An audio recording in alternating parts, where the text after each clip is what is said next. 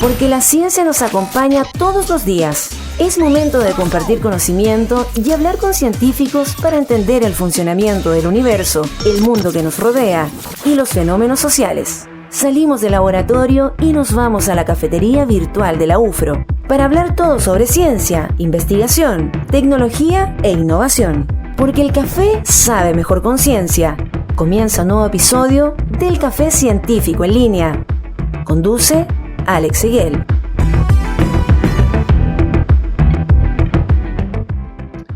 Hola, ¿cómo están? Bienvenidos y bienvenidas al Café Científico en Línea de la Universidad de la Frontera, episodio 8 ya de este ciclo 2020. Hoy día vamos a estar conversando sobre las enfermedades neurodegenerativas.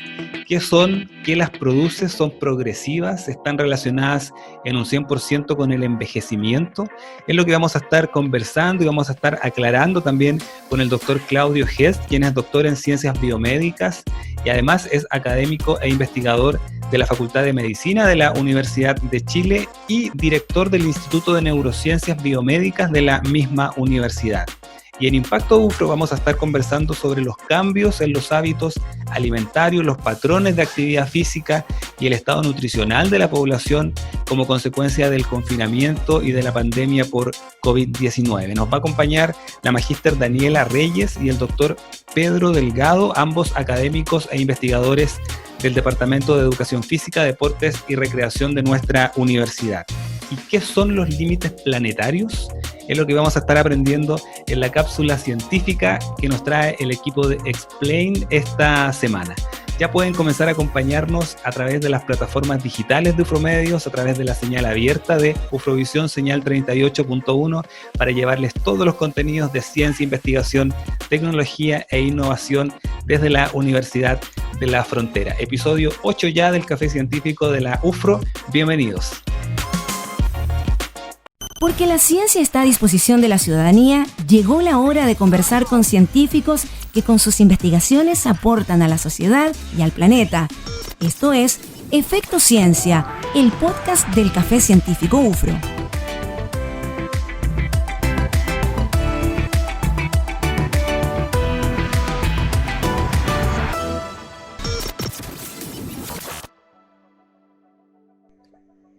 Las enfermedades neurodegenerativas abarcan un conjunto de dolencias que principalmente afectan a las neuronas del cerebro. Estas enfermedades causan problemas en diversas actividades que el cuerpo realiza, como el movimiento, el equilibrio, respirar, hablar y las funciones incluso del corazón. ¿Qué son las enfermedades neurodegenerativas? ¿Son progresivas? ¿Son genéticas? ¿Las podemos prevenir? Justamente es lo que vamos a conversar hoy día, cuáles son los avances en este tema con el doctor Claudio Hest, investigador en biotecnología molecular, doctor en ciencias biomédicas también y profesor titular de la Facultad de Medicina de la Universidad de Chile. Es profesor adjunto de la Escuela de Harvard de Salud Pública en Estados Unidos y director del Instituto de Neurociencias Biomédicas de la Facultad de Medicina de la Universidad de Chile. Claudio, bienvenido al Café Científico en Línea de la Universidad de la Frontera. Muchas gracias por la invitación. Claudio, generalmente nosotros tratamos de resumir el currículum de las personas que nos acompañan, pero nos fue muy difícil tratar de resumir el currículum de Claudio, porque la verdad es que es un referente nacional y también internacional, investigador chileno que ha trabajado largamente en este tema. Así que muchas gracias por acompañarnos hoy día. Claudio, gracias. Claudio, en términos generales, ¿qué son las enfermedades neurodegenerativas? ¿Afectan principalmente la actividad cerebral en personas principalmente mayores? ¿Tiene que ver con el envejecimiento? Si podemos comenzar por ahí, por favor. Claro, en general son enfermedades asociadas a la vejez, en la mayoría de los casos, como el Alzheimer, el Parkinson, que son las condiciones más frecuentes que afectan a la población humana. Y estas se asocian a una pérdida progresiva en el número de neuronas del cerebro. Y dependiendo de las zonas cerebrales que se afectan, es la sintomatología que tú ves en un paciente. Ya, ¿ahora son enfermedades genéticas o es solamente el envejecimiento finalmente es uno de los factores para que se vayan desarrollando? En general, estas enfermedades se clasifican en dos subtipos. Hay enfermedades en formas genéticas que son bastante raras. Por ejemplo, en el Parkinson, el Alzheimer están cercanos al 5%. Y en general, cuando te afecta una condición genética hereditaria, es una condición que se desarrolla a edad mucho más temprana. Yeah. Entonces la mayoría de los casos son de origen, como llamamos nosotros, esporádicos, que te da esta enfermedad y no sabes realmente por qué. Pero en la mayoría de los casos se sabe que el factor de riesgo principal es el envejecimiento, más que causas genéticas o ambientales. Están relacionadas con el envejecimiento. Claudio, ¿y en Chile hay datos de incidencia de estas enfermedades neurodegenerativas en general, no clasificadas en Parkinson, Alzheimer u otras, sino que en general? No he visto números generales, las incidencias son bien parecidas a las del resto del mundo, y la incidencia obviamente va aumentando con la edad, y el problema acá en Chile es que la población está envejeciendo, estamos llegando a expectativas de vida de 85 años, y a esa edad más o menos 1 de cada 3 va a sufrir Alzheimer u otras demencias. En el caso del Parkinson, no sé, por lo menos en Chile tenemos 24.000 casos, entonces son cifras alarmantes, pero tú puedes empezar a agregar enfermedades raras, no sé, por el Huntington hay alrededor de unos 200 casos en Chile, el ELA cercano de 800, etcétera, etcétera. El Creutzfeldt-Jakob es una enfermedad bastante rara en el mundo, que es 1 por millón, que es letal, neurodegenerativa, y en Chile la incidencia es 3.5 veces más alto que el promedio mundial. Entonces, existen muchas enfermedades distintas que afectan al sistema nervioso asociadas con la edad, pero las más importantes son obviamente el Alzheimer, el Parkinson y otras demencias. Ya. Claudio, ahora, bueno, nos comentabas básicamente que tiene que ver con el avance en la edad, con el envejecimiento. Ahora, ¿qué pasa principalmente en el cerebro? ¿Qué afecta a las neuronas principalmente como para que se vayan desarrollando estas enfermedades? ¿También tiene que ver con un desgaste o con un envejecimiento también de las mismas neuronas? ¿Hay algún aspecto ahí molecular relacionado con las proteínas que finalmente producen el daño en las neuronas y generan estas enfermedades?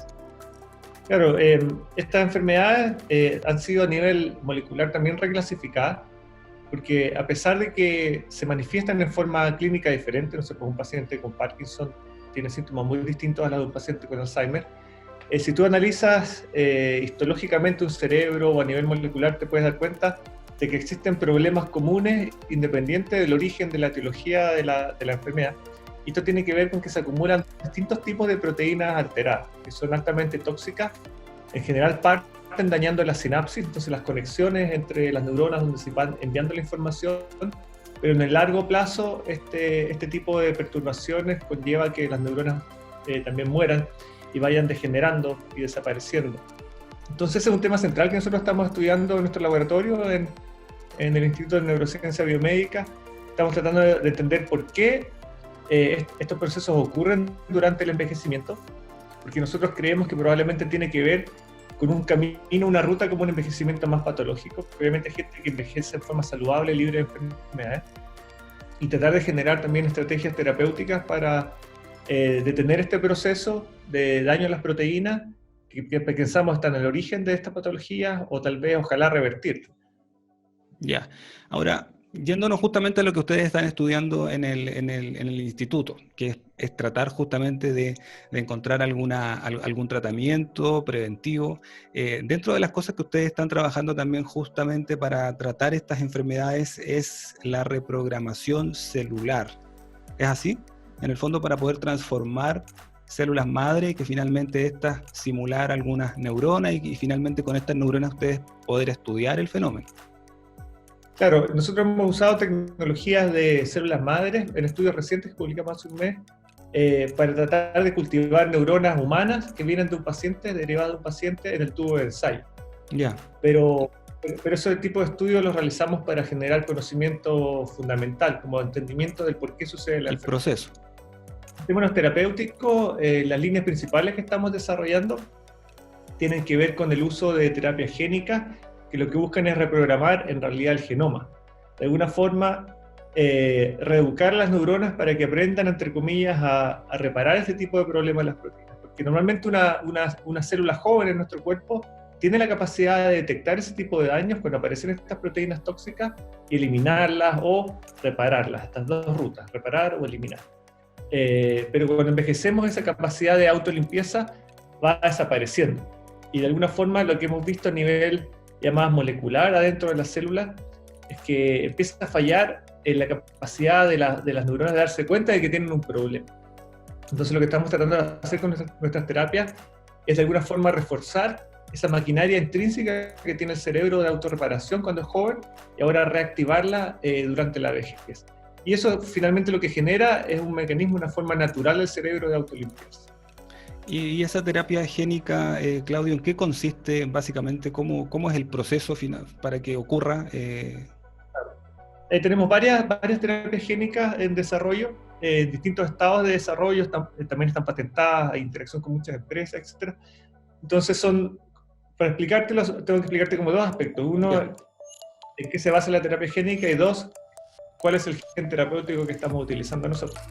Entonces la terapia génica, como la más moderna, utiliza virus que uno modifica genéticamente para ocuparlas como un vehículo de entrega. Hemos visto ahora con todas las noticias sobre el COVID-19 que los virus te inyectan su material genético en tus células y esa información se utiliza para generar nuevos virus.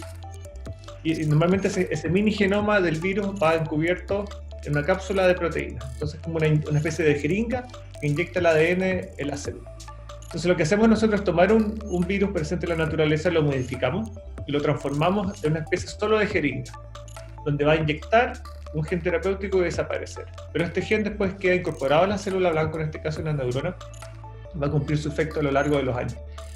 Entonces nosotros lo que estamos tratando de hacer es introducir en estos virus de terapia génica una proteína que tiene un papel fundamental en prender, en activar todas estas capacidades de autolimpieza, los que se llaman factores de transcripción. Entonces, finalmente agregamos un gen, pero ese gen tiene la capacidad de actuar sobre 100 más. Entonces, finalmente, al entregar solo un gen, lo que hacemos es promover procesos que son mucho más globales, donde hay redes moleculares finalmente que van a atacar el problema del equilibrio proteico y tratar de limpiar estas neuronas de estos agentes tóxicos.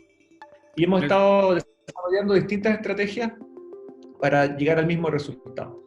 En el fondo utilizan el virus, como decías, como una estrategia, como un vehículo, pero para simular la relación del virus con el huésped, pero no transferir el material genético del virus al huésped. No, reemplazamos el material genético del virus por el gen terapéutico. Ya, ok. Tú podrías hacer un análogo a un fármaco. El fármaco es una cápsula que puede ser de algún polímero, plástico, lo que sea, y dentro hay una molécula química que es el remedio, ¿no es cierto? Sí. Entonces, en este caso, la cápsula es el virus en sí, las proteínas del virus con sus membranas, y adentro viene el fármaco, entre comillas, que sería el gen. Entonces, nosotros lo que hacemos, le sacamos el genoma, le insertamos del virus, le insertamos el gen terapéutico. Y una estrategia que hace 5 años era casi ciencia ficción, pero la FDA ha estado probando terapias génicas ya desde hace 3 años y han salido resultados espectaculares, donde, por ejemplo, se han curado enfermedades genéticas letales en niños que deberían estar muertos, están vivos.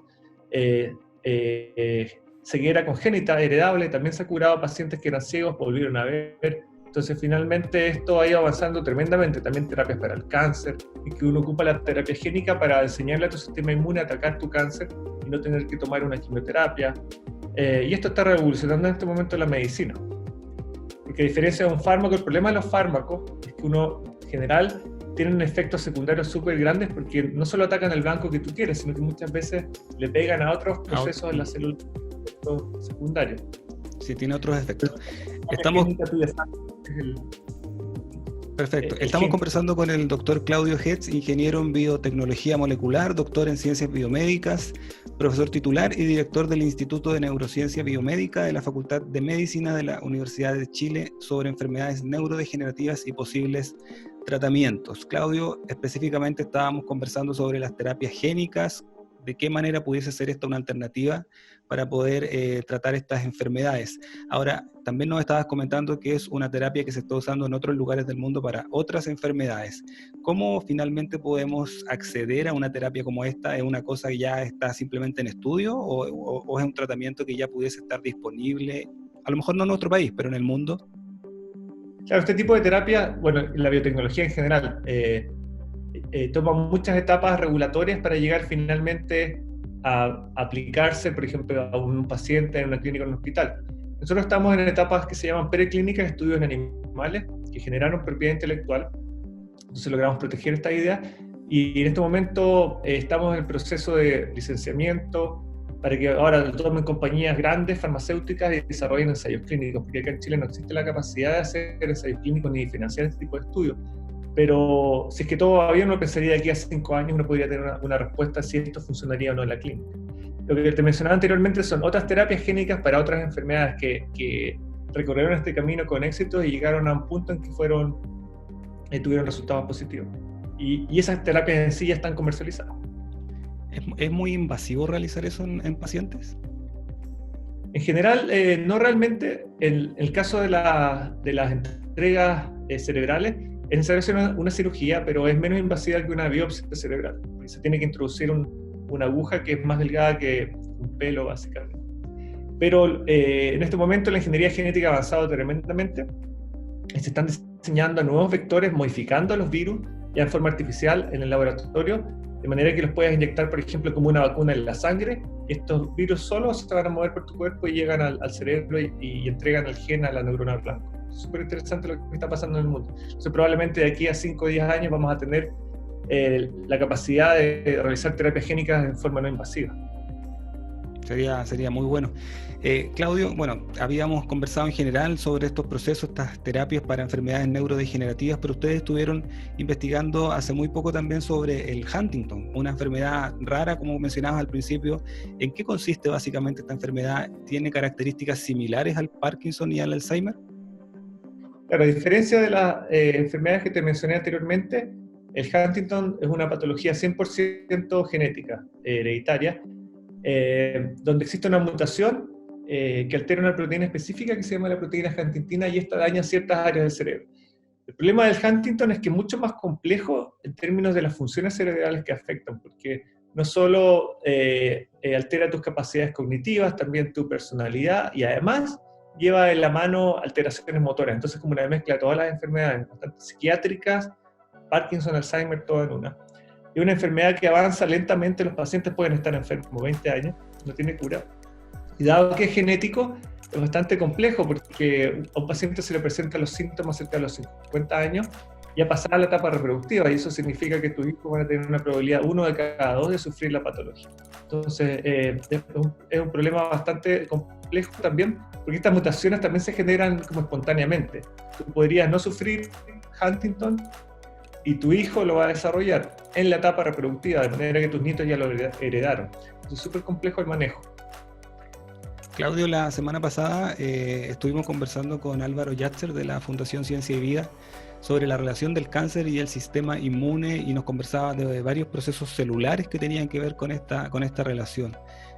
Cómo afectaban principalmente algunas células que eran las que atacaban a las células cancerosas. En el caso de las enfermedades degenerativas o enfermedades genéticas, ¿tiene ahí un efecto del sistema inmune o netamente es temas genéticos que se predeterminan con el tiempo? No, en general, en el caso de las enfermedades cerebrales, el factor inmune es súper importante, pero también en el cerebro, como hemos visto en este momento en las noticias sobre el COVID, también existen procesos inflamatorios, donde se producen moléculas proinflamatorias como las citoquinas, entre otras. En el cerebro existen en forma estable también células como parecidas a las células inmunes, como los astrocitos, las microglías, que cuando se activan también producen moléculas que en exceso pueden llevar a dañar a las neuronas. Entonces todo esto finalmente sinergiza y complejiza también las preguntas fundamentales, porque la mayoría de las terapias neurodegenerativas se enfocan en mirar a las neuronas, pero hay una contribución de la mayoría de los tipos distintos de células que existen en el cerebro. El cerebro es bastante complejo. Y se sabe que la inflamación, como te decía, es un factor importante. Y hay enfermedades neurodegenerativas, por ejemplo, como la esclerosis múltiple, que tiene un origen netamente inmunológico, en que el sistema inmune se equivoca, tus linfocitos se activan, empiezan a atacar la mielina de tus axones y termina dañando tus neuronas, y eso genera en el largo plazo una enfermedad neurodegenerativa. Existen muchos ejemplos en esta línea.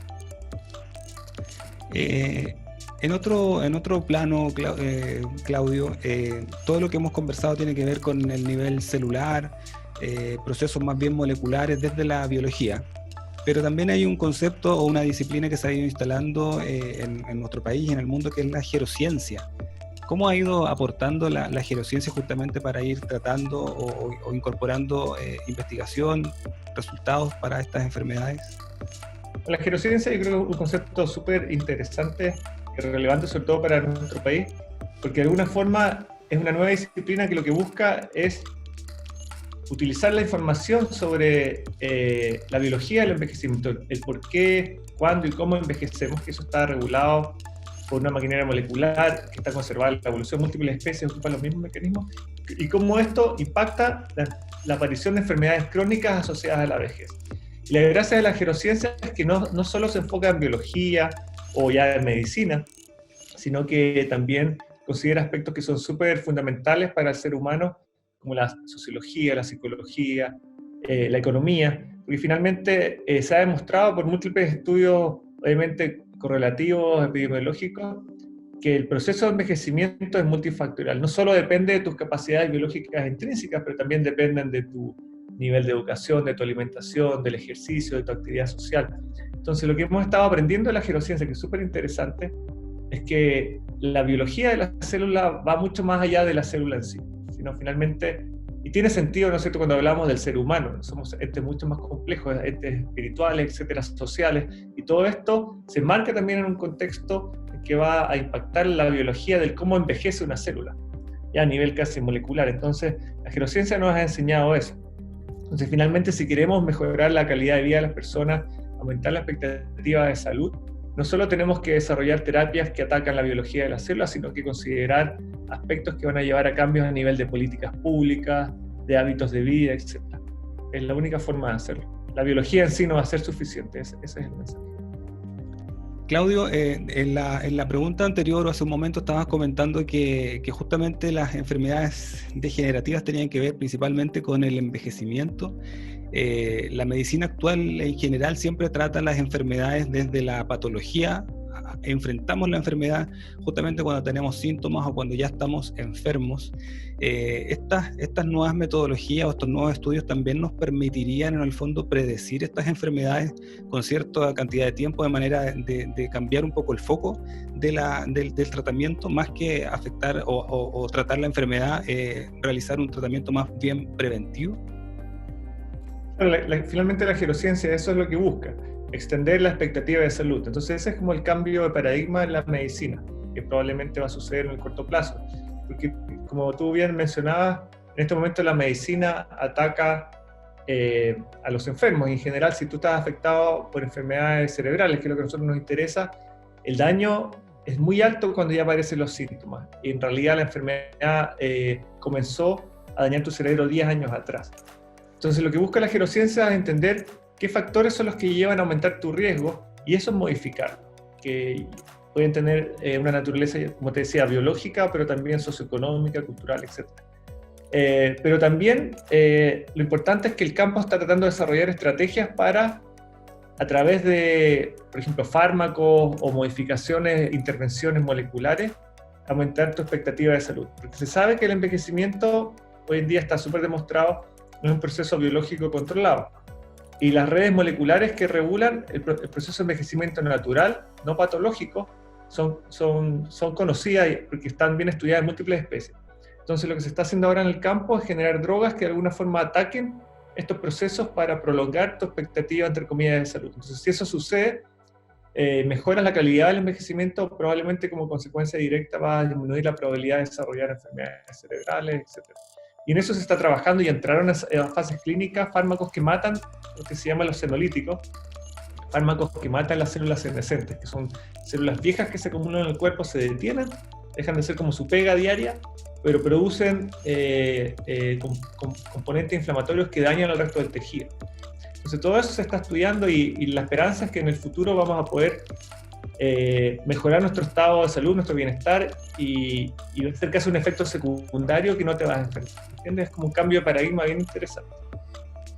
Claudio, y ya, bueno, para ir cerrando esta conversación, todo lo que están haciendo finalmente en el instituto, en el laboratorio, hay mucha gente que tiene unas altas expectativas para saber si finalmente vamos a encontrar un tratamiento, una cura para estas enfermedades degenerativas, Parkinson, Alzheimer. ¿En qué etapa vamos para finalmente tener un tratamiento y dar algún mensaje justamente a población que padece esta enfermedad y que en la actualidad tratamiento concreto probablemente no tenemos? Entonces, yo creo que aquí es importante entender que el esfuerzo es mundial. Nosotros somos parte de una red gigante, un granito de arena a todo este proceso que se está desarrollando en el planeta completo. Los financiamientos, los apoyos vienen no solo de Chile, de fundaciones fuera de Estados Unidos, en Europa. Las redes de colaboraciones no son solo nacionales, entonces finalmente la gracia es como presentarlo de otra forma. La gracia es que Chile, la investigación chilena, está siendo parte de un proceso mundial de búsqueda de soluciones para estos problemas que atacan a la población global. Puede que un descubrimiento muy fundamental que se desarrolló acá en Chile, no sé, a través de un proyecto Fondesit, después lo va a tomar un laboratorio más aplicado en Estados Unidos, después lo va a seguir desarrollando una empresa farmacéutica, no sé, pues en China, y finalmente eso va a traer como consecuencia una solución a un problema médico acá en nuestro país. Entonces, así realmente funciona. Entonces, yo creo que es importante el tema de las expectativas, entender de que acá es un esfuerzo, más que una competencia, es un esfuerzo colaborativo mundial. Y probablemente cuando se generen estas soluciones, esto va a impactar positivamente a los pacientes que van a aparecer en el futuro. Es difícil pensar, y a mí me da mucha pena decirlo, pero que para los pacientes que están afectados actualmente es difícil pensar que va a haber una solución para ellos. Porque en general la mayoría de los tratamientos que están en desarrollo, en ensayos clínicos, preclínicos, sí o sí van a atacar al enfermo cuando está recién presentando síntomas para detener ese proceso y evitar que te dañe el cerebro mucho más. Pero cuando tú ya perdiste tu memoria o la mayoría de tus neuronas dopaminérgicas desaparecieron en el Parkinson y ya no puedes controlar tus movimientos, la L-Dopa ya no hace efecto, es difícil pensar que una terapia pueda revertir eso. Son procesos y terapias para etapas más bien tempranas de la enfermedad y, como dice, seguramente... El diagnóstico temprano, también hay un desarrollo tremendo en el mundo por generar mejores diagnósticos, tratar de predecir quién se va a enfermar o no. Entonces todo va de la mano, un mejor diagnóstico, mejorar la calidad del envejecimiento y además generar terapias para detener el proceso cuando ya se inició. Un envejecimiento saludable probablemente también depende de nosotros, y ese es el llamado para tener justamente una mejor calidad de vida en estos tiempos. Y lo que mencionabas también del avance de la ciencia, o de la ciencia más bien interdisciplinaria, también es importante para poder tener soluciones tan importantes como posiblemente el tratamiento o la cura de estas enfermedades. Muchas gracias, Claudio, por acompañarnos hoy día en el Café Científico en Línea de la Universidad de la Frontera. Muchas gracias por la invitación, muy feliz de participar. Gracias, que estés bien. Chao, chao. Porque la ciencia tiene un efecto sobre nuestras vidas y nuestro entorno. Esto fue Efecto Ciencia, el podcast del Café Científico UFRO. Más adelante en Impacto UFRO vamos a estar conversando sobre los cambios en los hábitos alimentarios, los patrones de actividad física y el cambio en los estados nutricionales también de la población, cómo se han afectado como consecuencia del encierro, del confinamiento a causa de la pandemia por COVID-19. Es lo que vamos a estar hablando, y vamos a estar conversando con Daniela Reyes y con Pedro Delgado, ambos académicos e investigadores de nuestra universidad. Y luego de la pausa vamos a estar aprendiendo sobre los límites planetarios. ¿Qué son los límites planetarios? ¿Cuáles son esos límites? Y efectivamente pudiésemos estar relacionando a través de este concepto fronteras para la posible extinción humana. Es lo que vamos a estar aprendiendo luego de la pausa con la cápsula Explain de esta semana. Ya volvemos. Aprovecha de prepararte un café, que ya regresamos con el Café Científico UFRO.